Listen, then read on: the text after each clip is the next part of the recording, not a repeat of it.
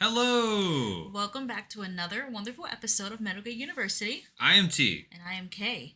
And we are back and coming at you with a fun episode, I think. I'm very excited to do this. We've been planning episodes for the next few months just to be a little bit organized before we jump into, was it 4? Yeah, 4. So I'm excited for this one and a couple others coming up. I'm trying to be in good spirits because our fridge just broke and I'm mad. Yeah. I made some petni and it broke and No, and you know what the worst part of it is? To those who are listening, we bought pedni. For those who don't know, that's basically a pork shoulder. And we marinated it. But when I say we, you marinated it and it looked good. Couldn't wait to eat it. We had it for one day. We opened up the fridge. And we're like, all right, let's put it in. It smells off. And then we look at it. It's fucking green. And then I'm like, hey, don't worry. I'll go out. I'll get us a fresh one. We thought it was just the meat. We thought the meat was bad. And I was like, you know what? I'm going to look at the date. I'm going to make sure everything's fine. And I go out. I get to the place. I get the meat. And it looks great. I seasoned another one. And it looked good. And it was our goddamn fridge. Because then later that day, I was like, hey, do you want a drink? Yeah, I'll take a drink, you say. Okay, so I go to the freezer. I get the ice. I open up the ice. And you want to know what happened? It was fucking melted. Yeah, it's a whole long thing. That's just to say, I'm trying to be in good spirits for this episode. I'm excited, but first world problems. It really is, and I'm over myself. I was being very dramatic earlier. Yeah. Because it's at the end of the day, like worse things happen, but it was also frustrating. Yeah.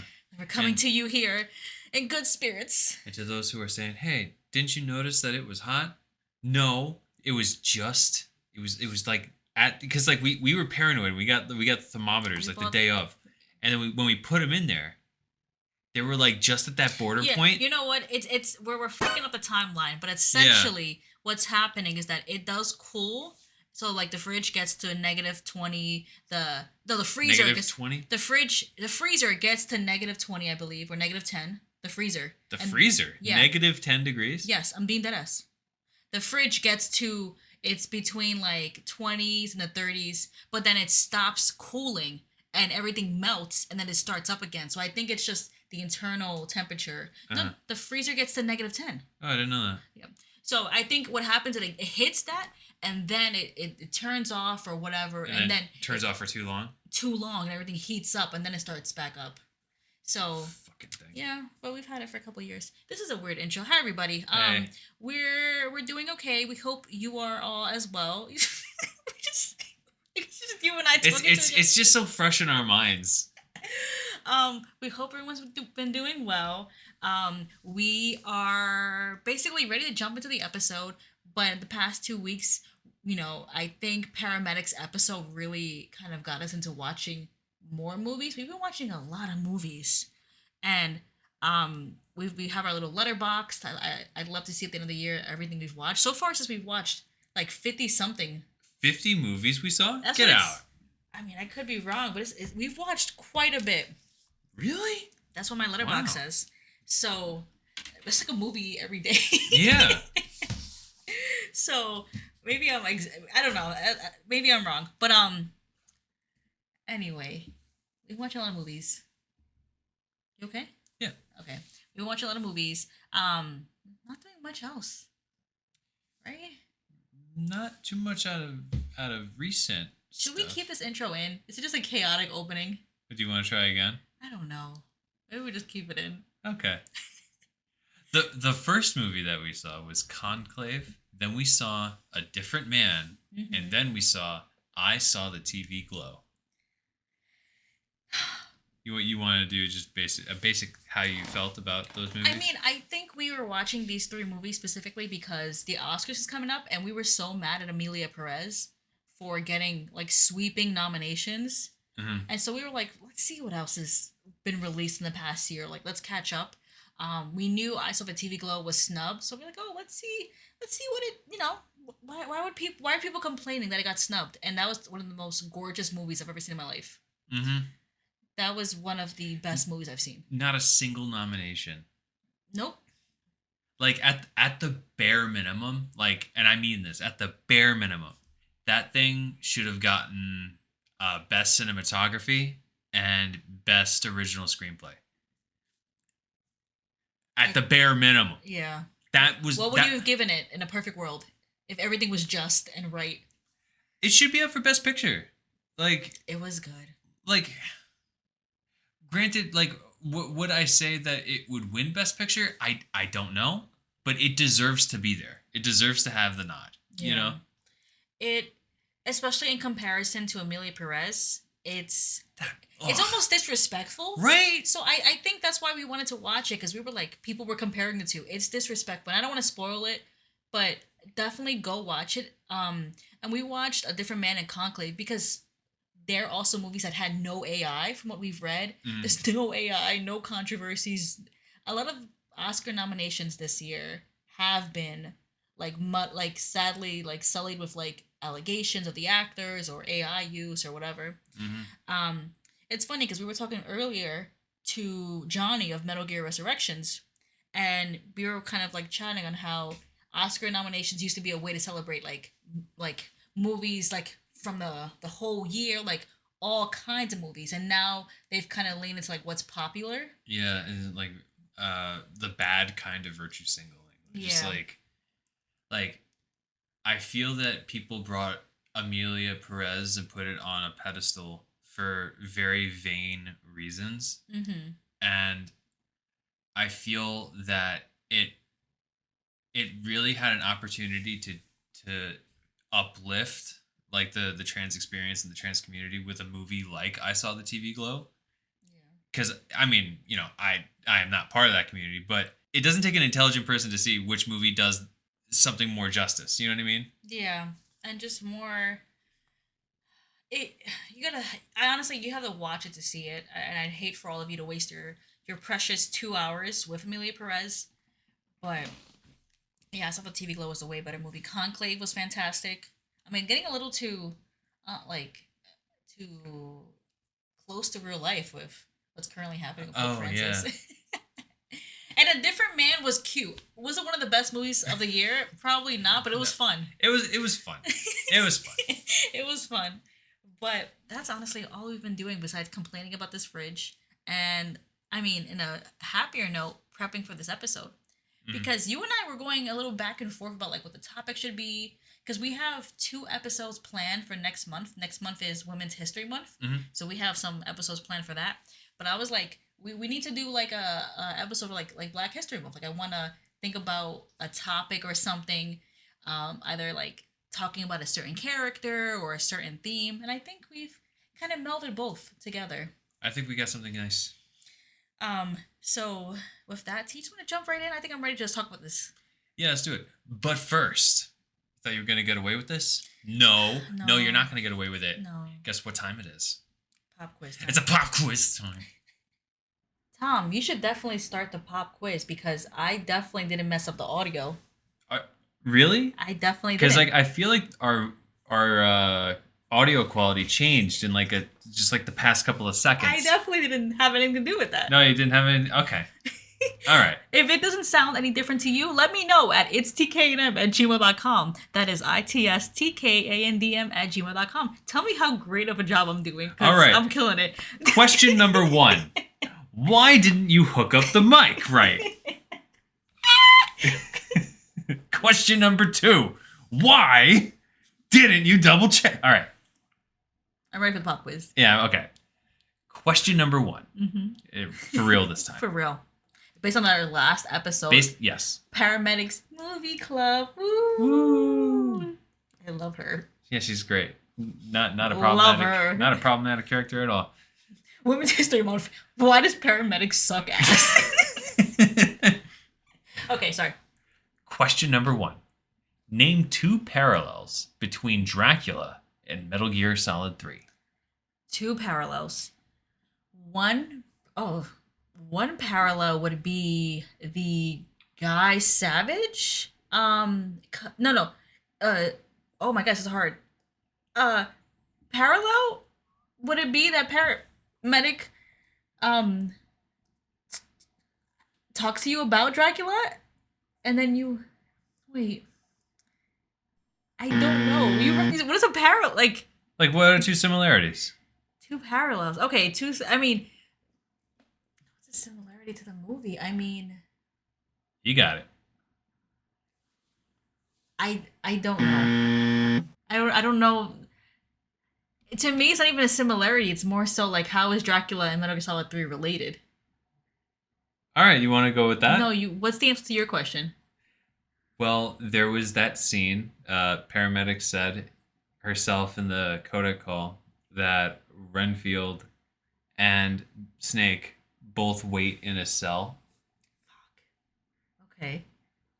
Then the second parallel is that they were also eating like rats and You're right. spiders off the wall and stuff. Wow. It's gonna be a big like. It's okay. Wow. Okay, that is. I couldn't think of it. It's just Dracula. The movie is so different that like I feel like those were such like very specific references that I was never gonna get. I mean, if you want to go on a broader sense, just in Metal Gear Solid, like there's a clear reference to Vamp as Dracula as well. But Mhm. anyway, Wow. it's okay. Don't worry about it. I get the next ones. Question number 2. How many roles did Peter Sellers play in the movie Doctor Strangelove? Bonus points if you can name them. Okay, I remember this. He played 3 roles in Doctor Strangelove. It was like some contractual obligation that the I think the company the publishing or whatever like the producers. yeah, they were like Peter Sellers is hot right now. We want him to play 3 roles, right? Like that was some weird. Yeah. He played Doctor Strangelove. He played the president, and then he played like the next in command to the guy who launched the nukes. That is correct. Do you want to try and name them? I only know Doctor Strangelove. The president, I forgot his last name. And then all I know was that the second in command was like some like British or European man. Yeah. Don't remember. Well, you got Doctor Strangelove. The British dude was Mandrake. Mandrake. And the president. Ooh, man, I might even forget this one. I think it's Muffley? President Muffley? That doesn't seem like a strong president name. Well, I'm doing my best here. I'm not saying you, I'm just saying for him. But Muffley. Well, he played 3 roles.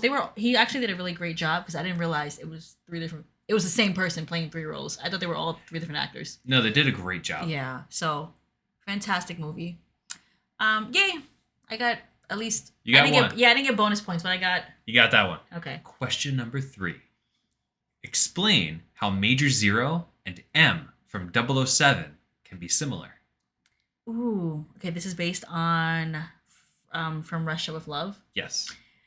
And it's funny, I'm not that familiar with 007 movies, but Major Zero and M could be similar in the sense of they're the ones who give you the intel behind your mission. They give you your mission.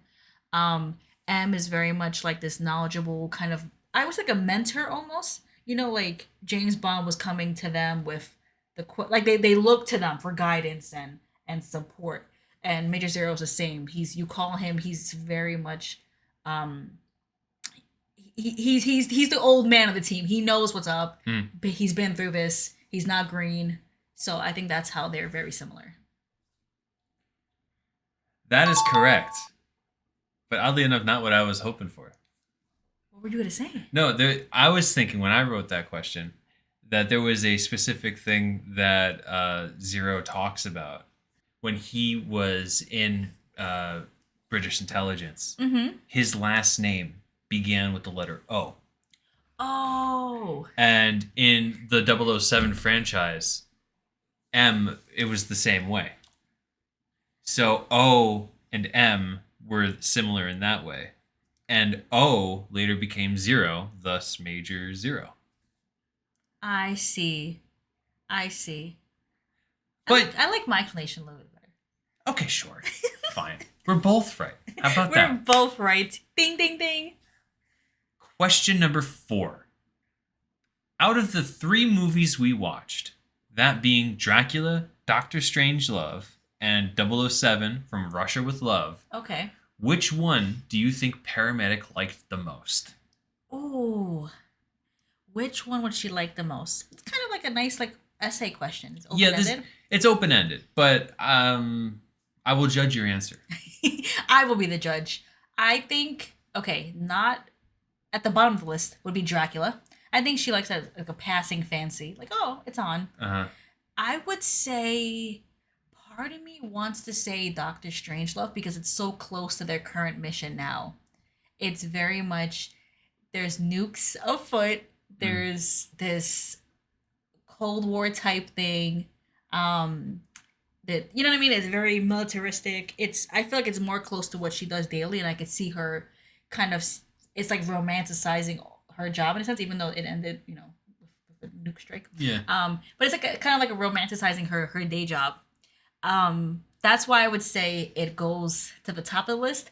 But I feel like ironically she might have liked 007 from Russia with Love, despite the misogyny and like sexism in that movie. Like I feel like when James Bond was like slapping up and like roughhousing the Russian spy, she probably would have been like, yeah, do it. Like I feel like Show that Russian broad. right. Like I feel like she would enjoy it in like a weird evil way. Uh huh. Just considering her personality. I think Doctor Strangelove comes about on top. I would agree. So you're correct. 3 out of 4. 3 out of 4. Passing. That's oh Um, damn. Okay, don't go that hard. I think that she would have liked 007 a lot more if Major Zero didn't shut up about it. In the codec. Because like you could tell that in the codec when she was like, "Now you got him talking about Bond, and now I gotta." True. Like I feel like if Major Zero wasn't so hype about it, she would like it way more. Yeah. Because it's just your boss talking your ear off about a movie. You're like, okay, Enough. So cute. Good questions. Thanks, T. Thank you. Appreciate that. Thank you very much. Are you ready? Oh, I'm ready for the episode. Ooh, let's talk about Sigint. So, we were saying earlier that we really want to do a episode for Black History Month, and there's a couple of actually really strong Black characters in this series. Not a lot. This is it's a handful, more than I guess more series. Yeah. But there weren't that much to pick from, and then we were also thinking like what kind of angle that we wanted to do with this. Like, I think I'm grateful that like within the Metal Gear Solid series there are strong characters, like both women and non-white characters. Like everyone is strong. Everyone has a very detailed backstory, and I think sometimes what you see is that a lot of characters who are non-white, like the characters kind of fall into stereotypes. Yeah. Or caricatures of Of tropes. like tropes of what people think a certain group of people should be. Yeah. So I feel like in Metal Gear Solid we don't really have that as much. Not I mean next month we're gonna talk about like the women in Metal Gear, and like there's like some things that like I feel like the series does that maybe they could have shifted. But I think, and we'll talk a bit about it later, but I think Metal Gear Solid for the most part does a good job of having strong, fully fledged out non-white characters. T and I were also thinking we were at MGS Con last year, and there was a voice actor panel with Greg Eagles. Yeah, who is the voice, ironically enough, of Donald Anderson and also of Gray Fox, and he had this whole thing that he wanted to talk about of being a Black actor and being consistently locked in to playing certain kinds of people. Mm-hmm. And the ability to play a character like Gray Fox was freeing for him because he didn't have to like do the same old. Yeah, he didn't have to fall into that whole kind of like typecast of Yeah. like I can only voice this type of character, And the same goes for Phil Lamar. Phil Lamar voiced what is Romanian vampire. Very Eastern European, very Dracula-esque kind of dude, you know? So we were just kind of reminded of like it's cool to have a series where you have these characters who are voiced by a wider range of voice actors, and then these voice actors themselves even explaining how it was just cool to be able to just voice a character. And I mean, Sigint is a pretty cool character. We were just watching what is the Secret Theater? It was Oh called- yeah, I thought it would be cute to show Kay the secret theater for Metal Gear Sigint. And for those who don't know, there is this little bonus thing in the PS2 version. It's just like little like almost like blooper esque. PS2 version of what? Of Snake Eater, and they're almost like these like blooper esque stories of like what ifs. And this one was about what if Sigint came with Snake for the duration of Snake Eater, but he was better. And he was like the Chad that went through and he got the girl and he did everything. He was at every location before Snake got there. He was doing everything cooler. Eva was more into him. It was just like cute little... And then like Snake would come in, he was like a loser. And he was like, I can't believe this. So it's funny at one point. Well, go watch it. It's pretty funny. It's pretty funny. But like it was cool to see, we see Sigint only in the codex, and then at the end of the game, we see his full character just there clapping along with the rest of the team. Yeah. So we don't get much of his physical like character, or like we don't get to see much of him, but we hear from him. Mm-hmm. And not only in Metal Gear Solid 3, but Metal Gear Solid 1, we get also a lot more added to his character, and I think it's a lot to be discussed between what happens to him in 3 and what happens to him in Metal Gear Solid 1. Yeah. So we first, where I guess if I asked the question, where do we first see Sigint? Okay, if you want to be nitpicky, it's Metal Gear Solid 1. Mm-hmm. Because it's the same guy. But I mean, like players don't know that's Sigint, especially like in '99 when this game came out. Yeah, who's supposed to know? Yeah, it's Donald Anderson. It's just Donald Anderson. Yeah, like I bet you not even Kojima knew. Like, yeah, exactly. We're first introduced to Sigint in Metal Gear Solid 3. Kojima most likely was like, "Oh, I like this Donald Anderson character. I think he's kind of cool. Let me make a backstory for him or something, right?" Yeah, and like, I mean, like if we want to be super nitpicky, we didn't even really get a chance to meet him in Metal Gear Solid 1. So it was like, because it was Decoy Octopus, right? Yeah. So it's like, oh, what if we actually brought him back and it's actually him, and then we brought him into 3? Because when we first meet Donald Anderson, by the time okay, how do I word this? When you meet Donald Anderson, it's actually Decoy Octopus pretending to be him, because Donald Anderson, the real one, has been dead in the facility for a couple days, right? Much like our Pedney, yes. Terrible. I'm sorry. Donald, too soon. But the way Decoy Octopus plays Donald Anderson, it's not even like we're really learning about Donald Anderson, because he's trying to fish information from Snake, right?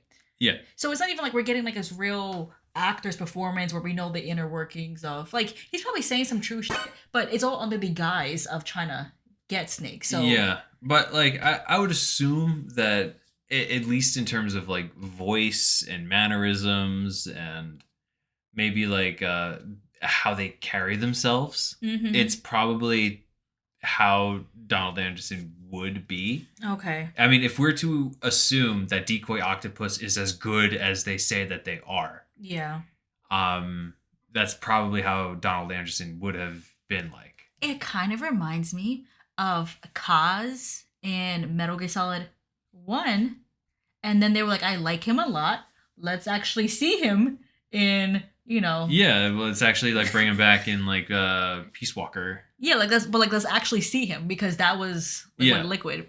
So I feel like, it's the same way. It's like, you know what? Let's actually get an understanding of who Donald Anderson / Sigint is.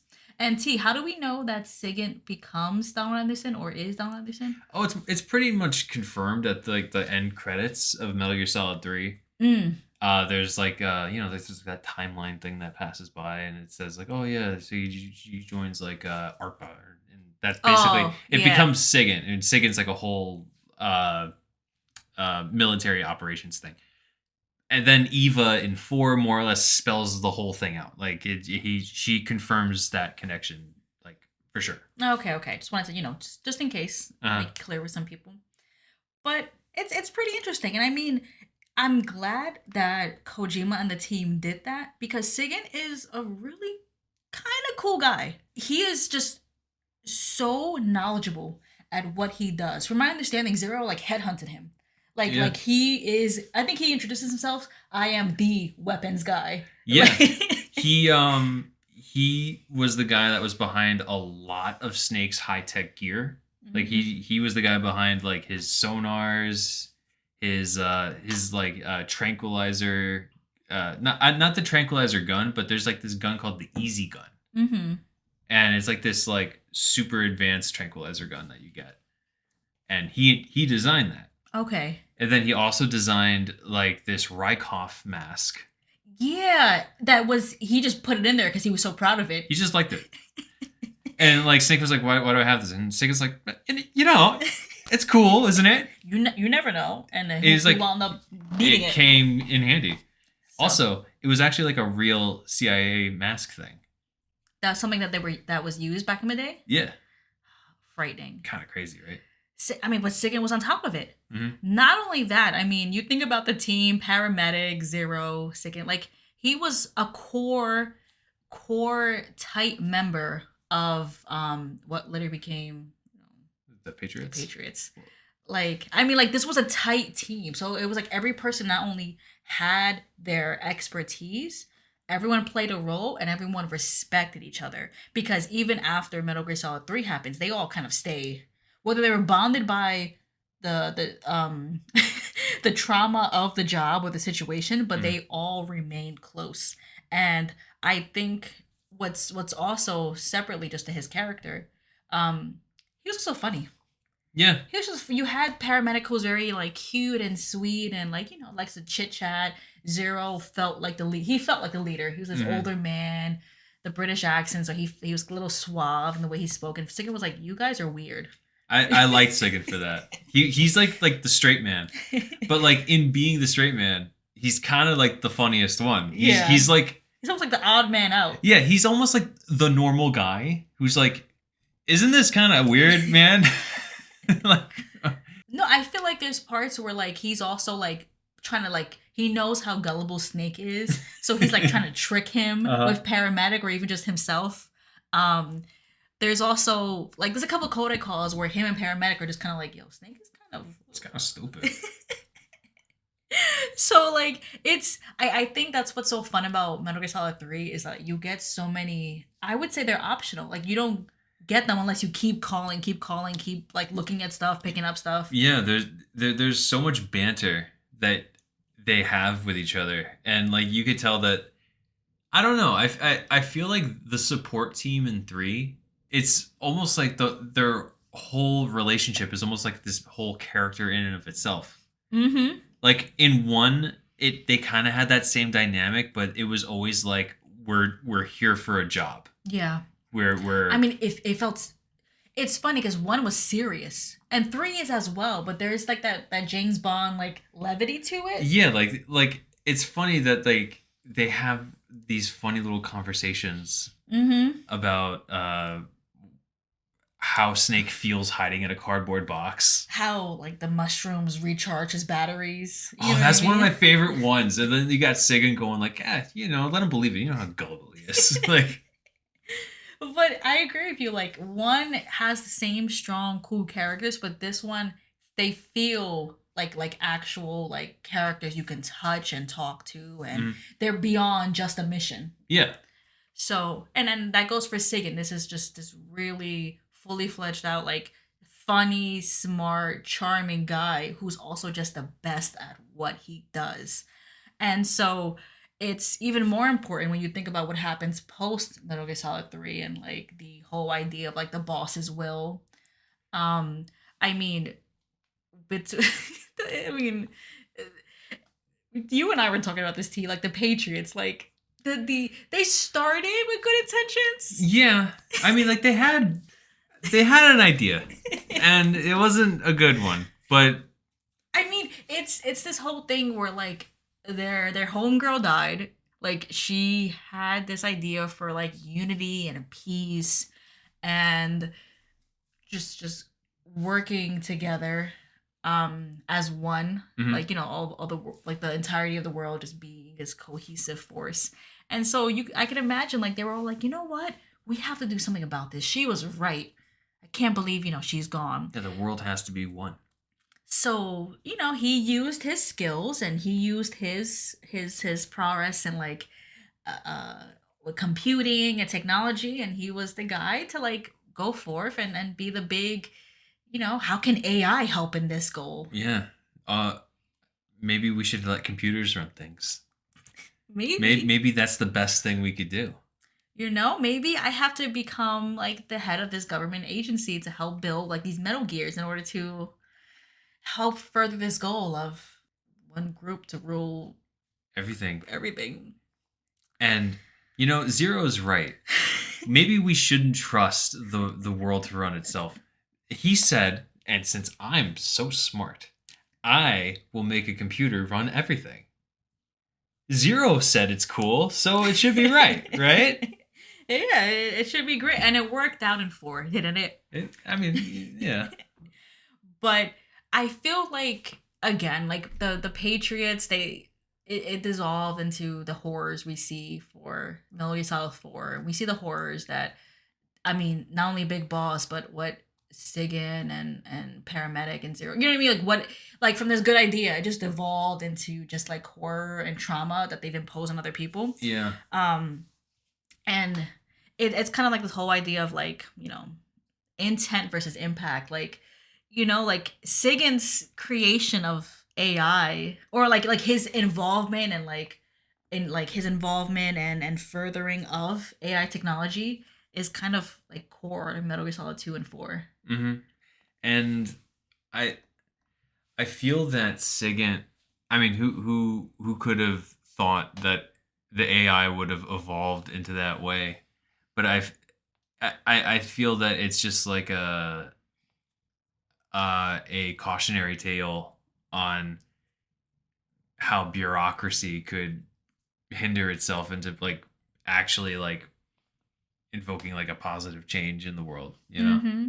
And I think like to your point too, where like it was really Zero's idea of like, oh, we should have this kind of like free this working computer that's free of human input and like it kind of learns for itself, and like whether Sigint believed that was good or not, he was the one who implemented it. Yeah, he made it. And I think it's interesting that we have Sigint who is part of this group who wants unity in the world. Like, I mean, Sigint, and he says this in one codec call, and I think we're gonna like play it here. Tell me something, Sigint. What's that? What does Sigint mean, anyway? It's short for Signal Intelligence. Signal intelligence? The part of intelligence that deals with electronic information. Things like intercepting and analyzing electronic communications, determining enemy force strength and positioning from radar emissions and radio chatter. You get the idea. Code breaking is considered part of SIGINT as well. 40 years from now, we'll be in the age of electronic warfare. It won't be long before information replaces firepower as the most valuable commodity on the battlefield. So you're saying they won't need guys like me anymore? Sorry to break it to you, but that's not gonna happen. No matter how advanced our technology gets, there's still no substitute for human beings. Anyway, the Major is a man of foresight. He knew the electronic age was coming, and so he called out to me. And you responded? Well, I didn't have any place else to go. You couldn't find a job? Nope. None of the places where they do this kind of high-tech research would even let me in the door. Why not? I know you've got social problems, but... Come again? Nothing. I mean, someone with your talent ought to be able to... Yeah, well, maybe it has something to do with the fact that I'm black. The Major, though, he doesn't care about what color you are. I've never met anyone like him before. He's different, you know? Oh, yeah, I know. I don't think racism's gonna go away even in the 21st century. But I want to work with computers and use them to bring people closer together. In the digital world, it doesn't matter whether you're black or white, American or Russian or whatever. Everybody's going to be the same. That's what I think. I mean, it's not even that he even overcame adversity. Zero gave him the shot on the team. Yeah. So like he didn't even get to overcome adversity yet. He proved himself. He was very intelligent and smart, and Zero saw him, and in spite of the racism at the time, gave him a job. Which is, I mean, that was amazing for Sigint, but I can only imagine what Sigint must have dealt with at that time. Because this is what the 60s, the 60s, the 50s, you know, when he was. And he said that like he couldn't find any work because he was black, and he is the weapons and tech. He is the weapons and tech guy. He's the guy, and as the series goes on, he is definitely proven he's probably the best dude out there. But he couldn't find any work, and I feel like maybe like the boss having that vision of like the world being one is enticing to someone in Sigint's position, because like Sigint had to be almost like the most extraordinary kind of guy. He had to be beyond perfect to be. I mean, not to discount where Sigint is in Metal Gear Solid 3, but he should be much further along. Like, especially what he could put together and what he could do. So, like, the idea of a world where everyone is equal, no matter how perfect you are, is probably enticing to a guy like Sigint. Because, like, I would imagine that, like, why should I have to be perfect in order to be seen as an equal? Why can't my friend down the street, who isn't extraordinary, but he's a decent guy, why can't he be seen as an equal as well? Why couldn't I have just applied for this or been like thought of by like my colleagues and whatever? Why is it that I got the job only because one guy who had the power high up sought me out? Yeah. That's the only way that's what he says. He said that's the only reason I'm here. It's because Zero saw. You know what I mean? So I completely agree with you. It's like you have this man possibly who's like, the boss is right. Like, why are we all fighting? Like, why are all these countries not working together? Why can't we just uplift each other?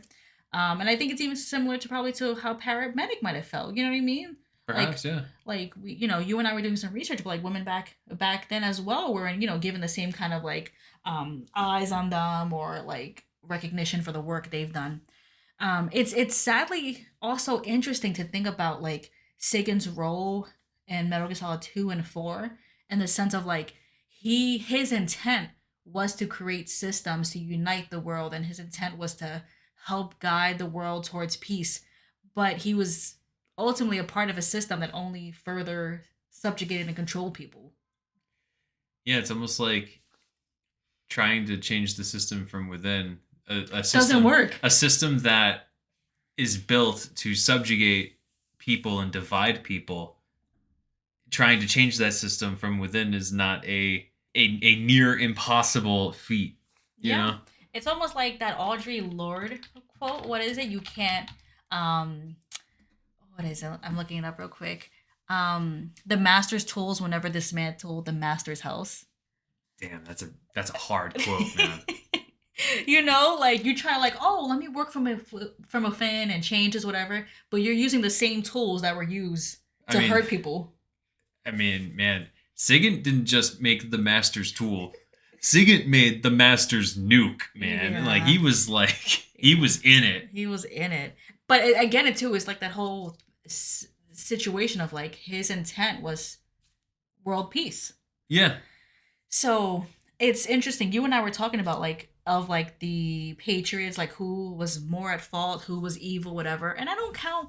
I feel like I don't count Sigint as a part of it. And like maybe I'm forgetting.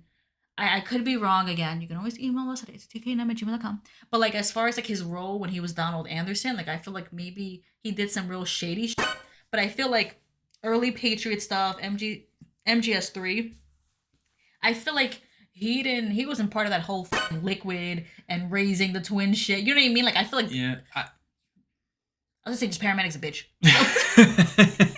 like, Oh yeah, you know she was in that. like I count her up there. I feel like count Zero up there too. But like Sigint, I feel like he was just, I don't know. I feel like he was separate from them at a certain point. Like he was doing like government DARPA shit. I always viewed Sigint as purely like a tech guy.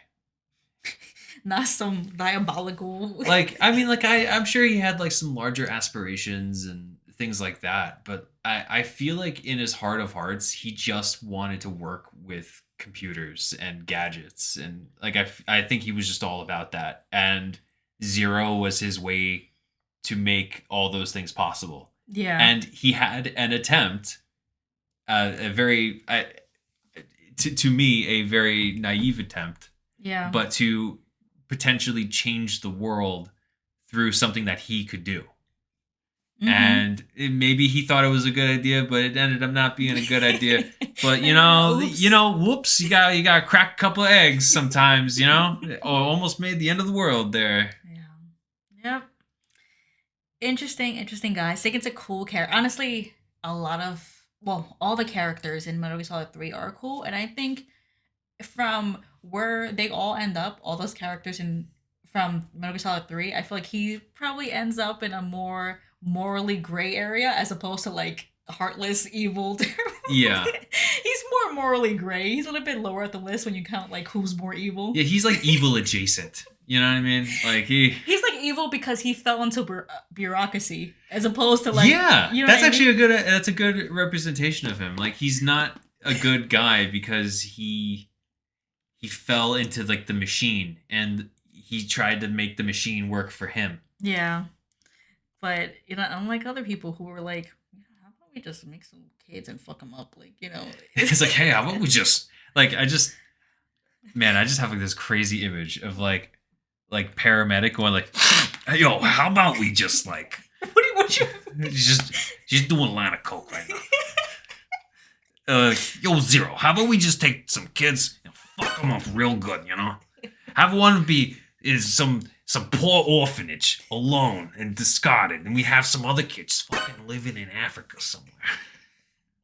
And just see what happens. Let's just see what Let's just happens. fuck them up, Yeah. And Zero's like, yeah, all right. I'm picking up what you're putting down. What's the worst that could happen?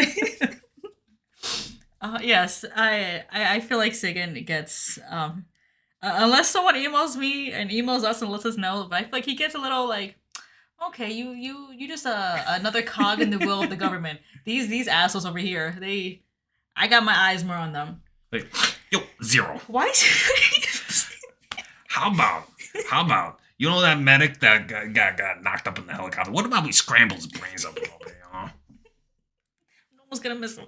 Who's gonna miss him? Who cares? Who cares?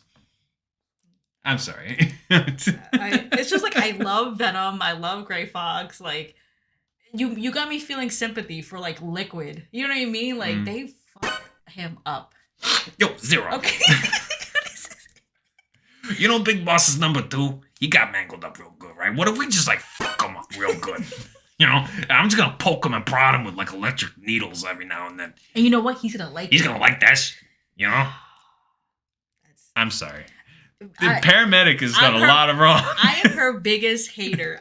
Because she didn't have to be like that. Okay, sorry, it's a second episode. Okay, moving forward. So, I think something that you and I were talking about in regards to Sigint, Sigint is essentially the backstory to Donald Anderson. Yeah. Kojima probably saw Donald Anderson. He's like, oh, this is a cool guy, interesting. Like, I want to explore him more. Maybe maybe that was never the intention. Maybe after when he was thinking of like, okay, I'm making another Metal Gear Solid game. Oh, I want to make it Big Boss's upbringing. I can include this guy.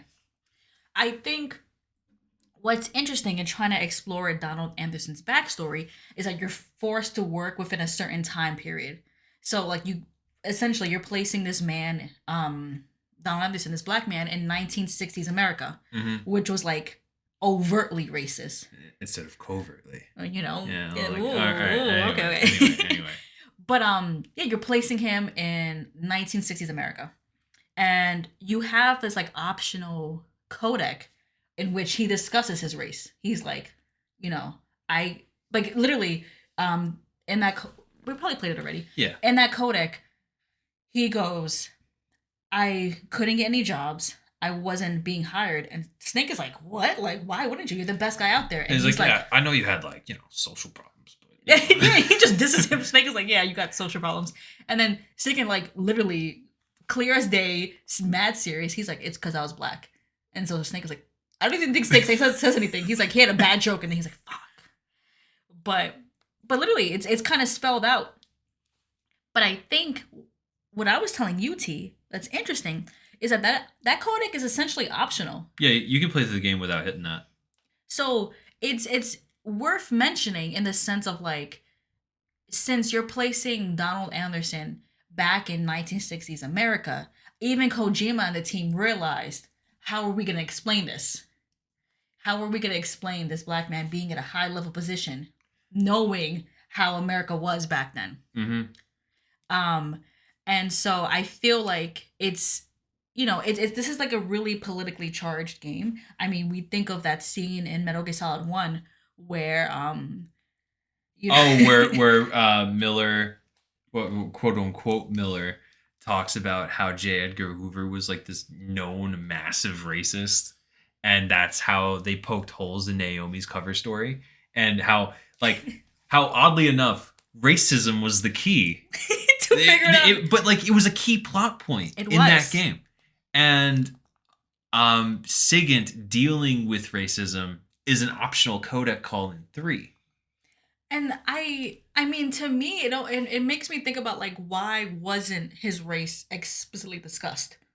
You know what I mean? Like, why was that codec optional? Mm-hmm.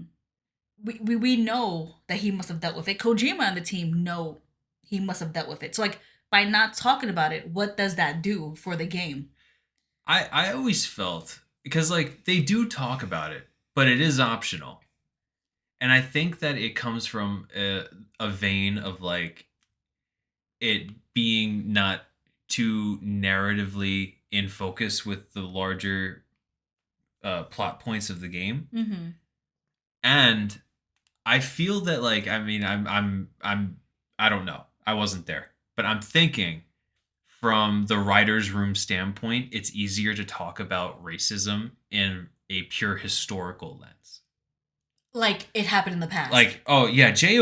Edgar Hoover back in like the 50s or whatever was a huge racist. Not like today. Oh. But like if you're writing a game from the perspective of back then, you have to write about racism as if it's happening right now. Because that plot point in Metal Gear Solid 1, they were talking about Naomi's grandfather working with Jay. So it was like, oh yeah. Like, it's back then. But like if you're playing 3, it's now. So having Sigint having to talk about his challenges, and maybe the writing team was like, we know we don't want to fuck up, we don't want to. Because like you also have to think these are written by a bunch of Japanese people in Japan talking about America. American racism in the 1960s, and I mean, man, I would have a problem talking about American racism in the 1960s. Yeah. So I don't necessarily blame them for tiptoeing around that subject, but I respect them enough to like want to acknowledge it. Mm-hmm. You know, it's something that I feel like I don't know if I wanted more of it, or I like craved more of it. It's just like, I think of like these really politically charged games. Like 3 is as political as it goes. There's the Cold War. It's East versus West. And so you think about like, I wonder how race and gender, like how that could have been woven into, because like I even think of like Paramedic, what she must have experienced.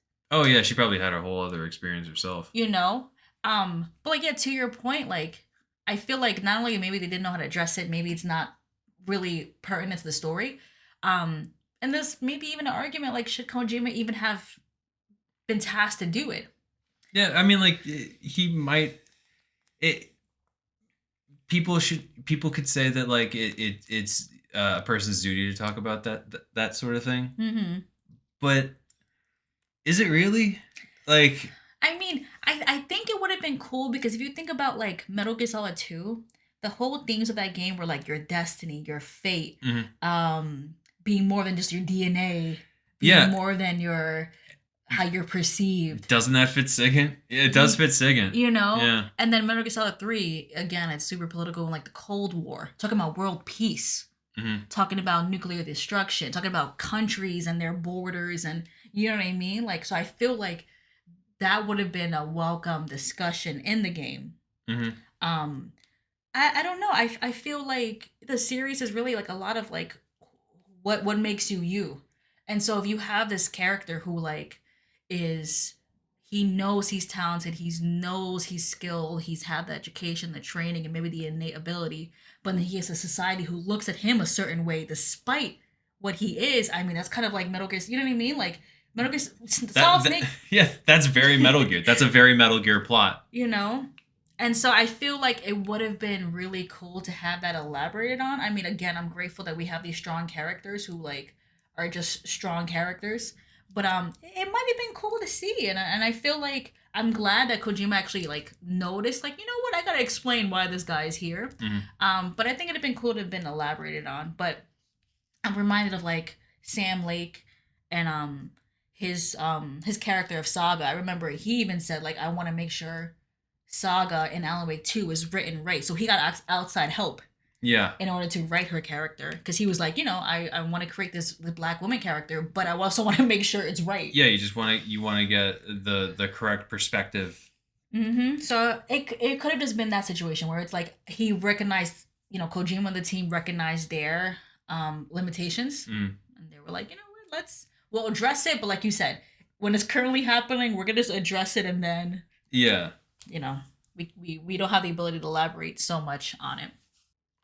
So we wanted to help tie up this episode by talking about actual historical figures who were black, who did a lot of cool scientific stuff, like Sigint adjacent scientists. Yeah, like people in that same time period, the 1960s, late 1950s. So we actually found there were two women who worked at what became NASA. They worked at NACA, so it was like a national. Oh my god, I should probably NACA. NACA, we call it NACA. So Mary Jackson was an engineer. She did research on supersonic pressure tunnels, and what's interesting is that when she was recruited by what became known as NASA, she was smart enough to be hired and recruited, but they had segregated facilities, which I didn't even know that. Like, you get hired and like there's a separate area for you to work. Wild. Fucking wild. Also, during the same time period, was a woman by the name of Katherine Johnson, who you had did research on her.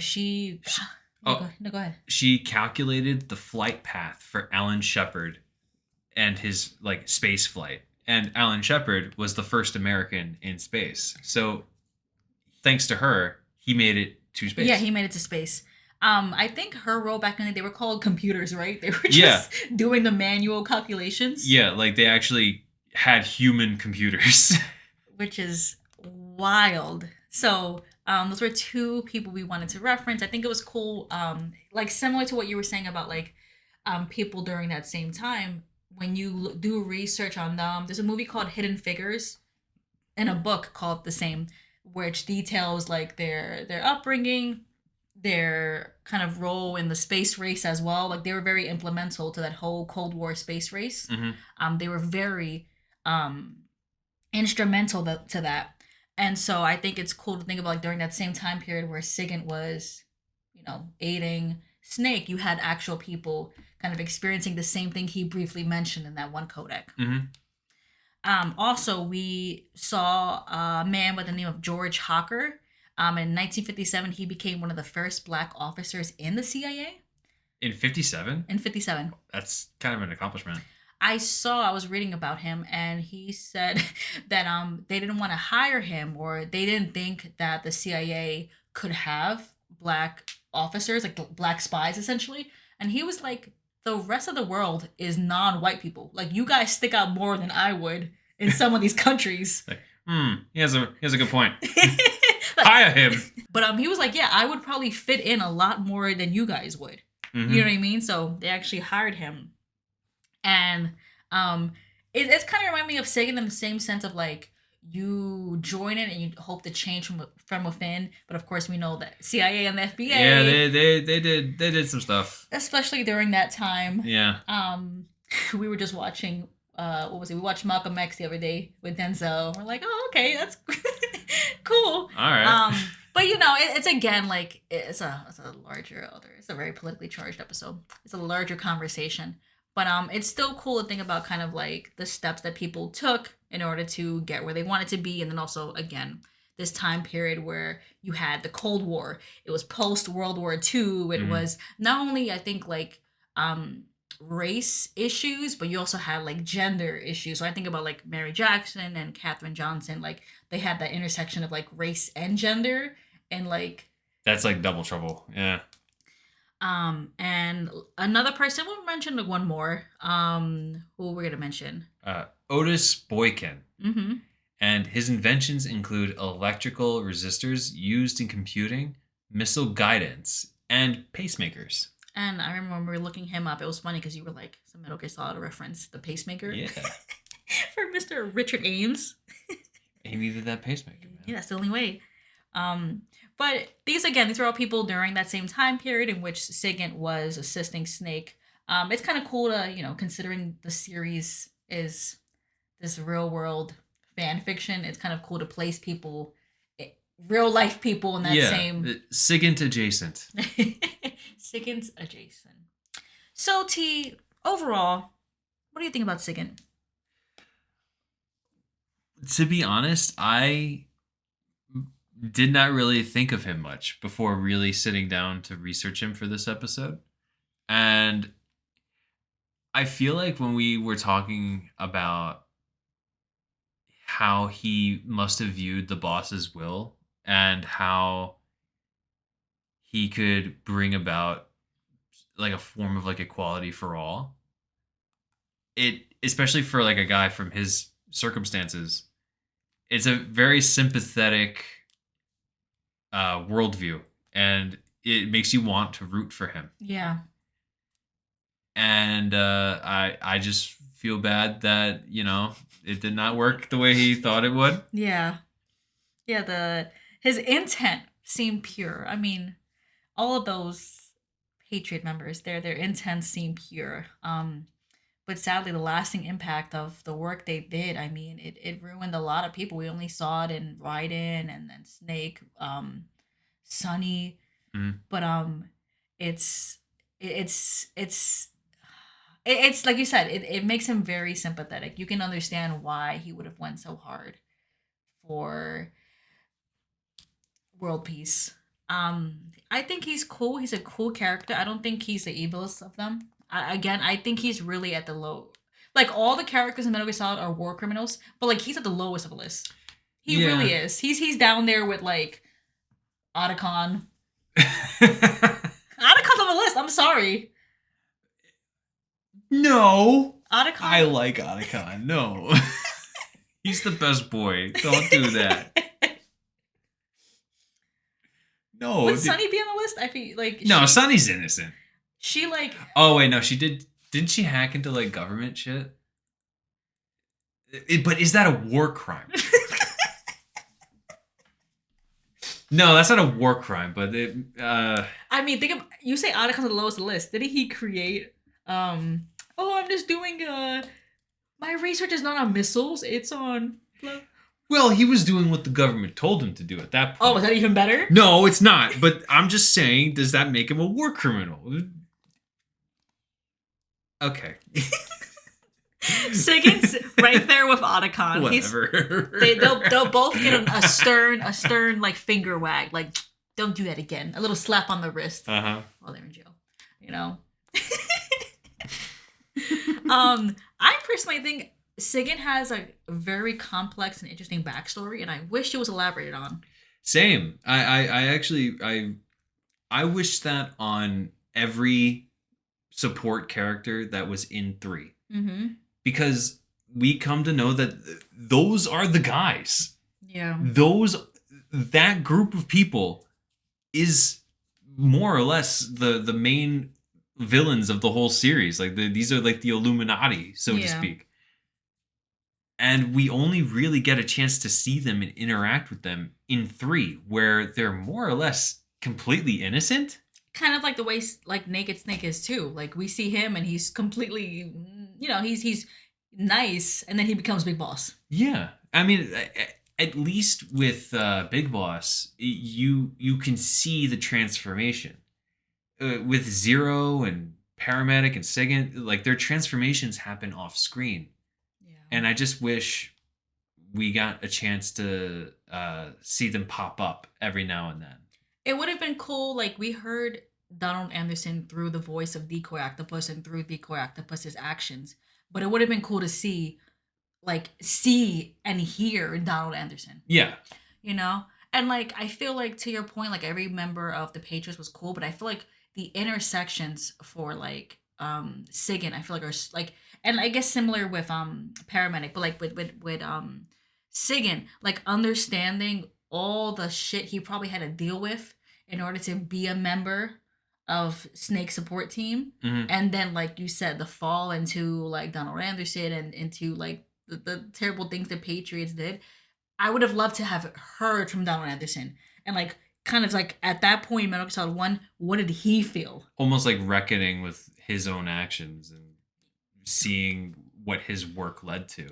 I think it would have been cool to see that and hear from it. Kind of similar to like the same way Otacon gets that, like, we get it in one game, but we get him like, no, I'm not doing this, and like, oh no, like I didn't mean this, like kind of getting, or maybe not, maybe he's more like a Huey and it's like, fuck it. Yeah, we'll never know. We'll never know. So I think it would have been cool to get more of that, but I understand if Kojima and the team felt, who's to know, but it would have been cool. I think. I agree. Yeah. I agree. But T, I think that's it for Sigint. I mean, a cool character. I'm glad we spoke about him, because I feel like I don't like he's a major character in 3, but like I feel like this kind of like thought out approach, I would have never thought about what his interpretation of the boss's will would be. Yeah, I never really sat down to think about any of that before. I mean, like, I liked Sigint as a character, but I liked him almost in the sense of like I don't want to say it as a 2-dimensional character, but like it was just like, yeah, that's Donald Anderson, that's Sigint. He has some funny quips, and I never really thought of him past that. And it's funny because we do all these breakdowns of like the bigger characters, like Wade Solid, all this, but then you get Donald Anderson, Sigint, and you're like, oh, there is something there. There is. There is something there. So it's cool, and I think it's cool that we have these fully fleshed out characters that don't fall into tropes and stereotypes. And if people disagree, let us know. Again, like, I'd love to hear your point of view. If any of you listening have on his character. We've actually been separately, I don't know if we said this, we've been reaching out to there's some academic papers we found on Metal Gear Solid, just in different games. So we've actually reached out to a couple of professors, try to like get some input on papers they wrote and their expertise. And we found a couple on like racial relations or race within Metal Gear Solid. So we'll see if we can speak to some professors on it. But you heard it right, guys. We're becoming accredited. We're talking to real professors. Metal Gear University, we're not fucking around over here. Real professors. I used my school email so they can see how serious. I love that. I was like, .edu, and I was like, hey, my name is Crystal. And I host a Metal Gear podcast.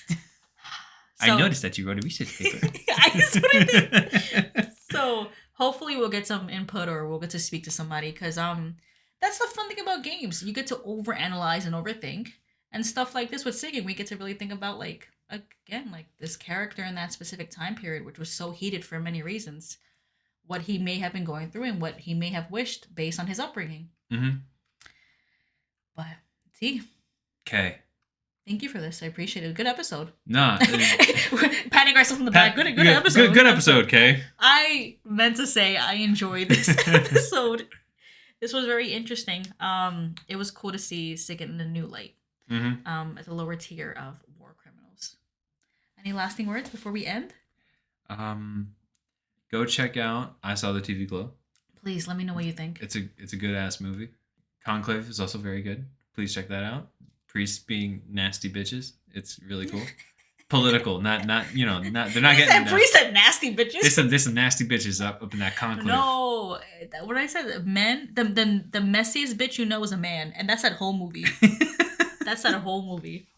So, and then a different man is just fun. So yeah, check it out. Watch some good movies.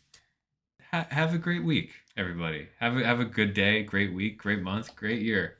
No matter what. We will see you in 2 weeks. Thanks, everybody. Bye. Bye.